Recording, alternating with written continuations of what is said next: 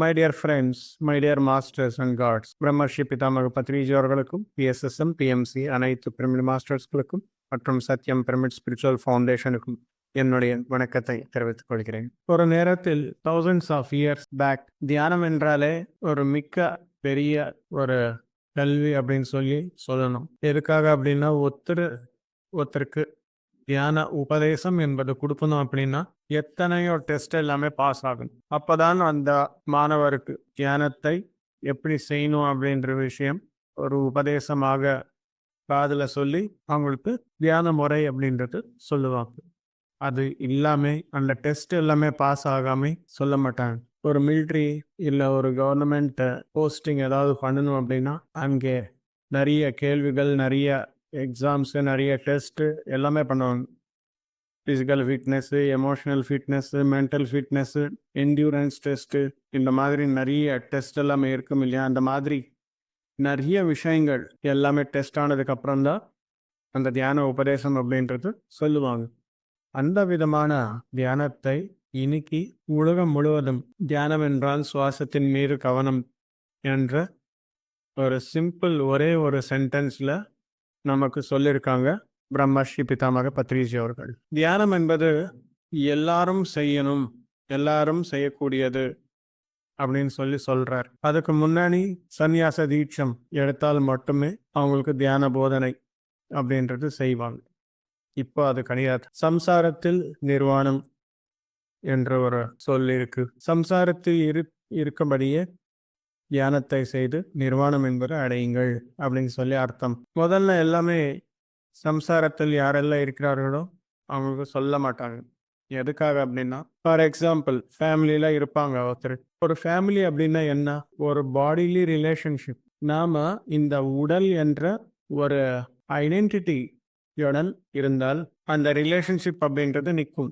எப்போ தியானம் செய்கிறோமோ நான் இந்த உடல் கிடையாது அப்படின்ற ஒரு உணர்வு வருதோ ஆட்டோமேட்டிக்காக என்ன ஆகும்? நான் ஒரு ஆன்மா அப்படின்னு சொல்லி தெரிஞ்சுக்கிட்டால் நான் உன் மூலமா வரல, நான் உனக்காக வரல, உங்க மூலமா இந்த உடல் எடுத்துக்கிட்டு இந்த உலகத்திற்கு வந்திருக்கேன். சரி மாஸ்டர்ஸ், உங்க மூலமா இந்த உடல் எனக்கு கிடைச்சது, நீ எதுவும் எனக்கு கொடுக்கல அப்படின்னு சொல்லி ஆன்மா நிலையில பேச ஆரம்பிப்பாங்க. எப்போ இந்த மாதிரி பேச ஆரம்பிக்கிறாரோ அங்க ரிலேஷன்ஷிப் அப்படின்றது இருக்காது. அதுதான் நடந்தது ஜீசஸ் கிரைஸ்ட் அவங்களுடைய வாழ்க்கை. அவங்க தியானம் பண்ண ஆரம்பித்ததுக்கு அப்புறம் இந்த உடல் கிடையாது, நான் அந்த கடவுள் ராஜ்யத்திற்கு சென்றவன், அங்கேயே இருக்கிறார் என்னுடைய பரமாத்மா, அதாவது my father is in the kingdom of God அப்படின்னு சொல்லுவாங்க. ஸோ அந்த மாதிரி ஆகுது அப்படின்ற விஷயம் யாரும் ஒத்துக்க மாட்டாங்க. ஃபேமிலியில் இருக்கும்போது சொசைட்டியே ஒத்துக்க மாட்டாங்க. அதுக்காக சம்சாரத்தில் இருந்து தியானத்தை செய்யுங்கள் அப்படின்னு சொல்லி இப்போ பத்ரிஜி சொல்லியிருக்காங்க மாஸ்டர்ஸ். ஏன் இருக்கணும் சம்சாரத்தில் அப்படின்னா, புத்தர், மகாவீரர், ஜீசஸ் கிரைஸ்ட், இந்த மாதிரி நீங்க யாருன்னு பார்த்தாலும் வெளியே வந்துட்டார்.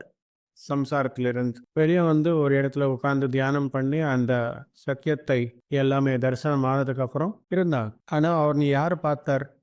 அவங்களுக்கு தேவையானது எல்லாமே யாரு கொடுத்தார்?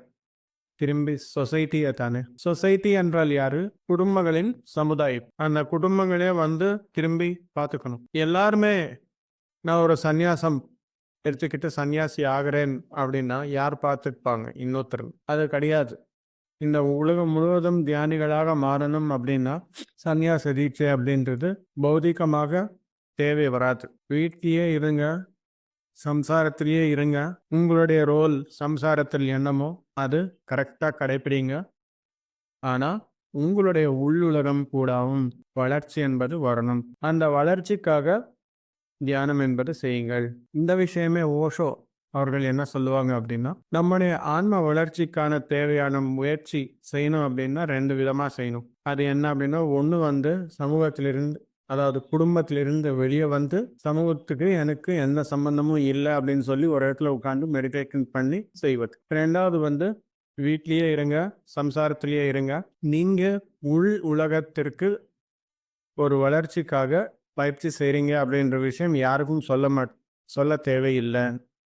பிகாஸ் இந்த பௌதிகமான கண்களின் மூலம் மட்டுமே நம்ம வீட்டில் இருக்கிறவங்க பார்ப்பார். உள் உலகத்தை யாருக்குமே என்ன இருக்கு அப்படின்ற விஷயம் தெரியாது. Be a good actor. Relationship அப்படின்றத மெயின்டைன் பண்ணுங்க. நீங்க என்ன வேணும்னாலும் செய்யுங்க.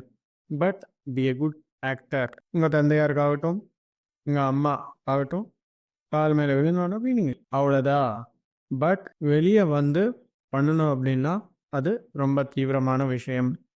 உள் உலகத்திற்கு பயணம் சென்றோம் அப்படின்னா நம்முடைய பயிற்சி உள்ளதா இருக்குமே, வெளியே தெரியாது யாருக்குமே.